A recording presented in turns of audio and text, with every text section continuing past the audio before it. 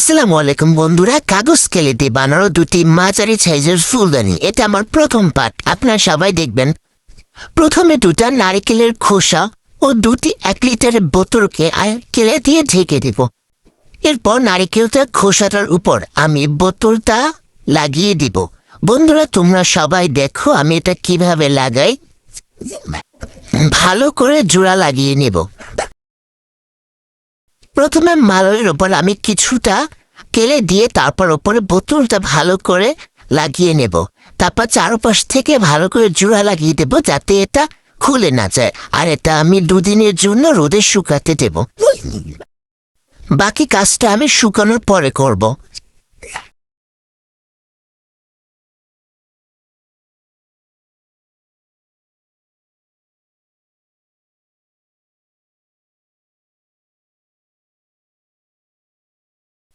এই যে দেখতে পাচ্ছ আমার মতনই বেঁকা বোতলটা বারবার শুধু খুলে পড়ে যেতে চায়।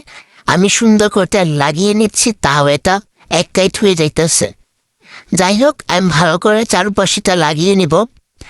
আর বন্ধুরা, আমার ভিডিওতে ভিউজ এত কম পড়ে কেন? তোমরা একটু বেশি বেশি করে আমার ভিডিও দেখতে পারো না?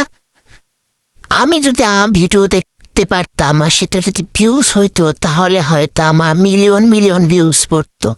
কারণ আমি তো আমার ভিডিও সারাদিন দেখি। তোমরা তো আমার ভিডিও দেখবা, তাহলে আমিও তোমাদের ভিডিও দেখবো বন্ধুরা।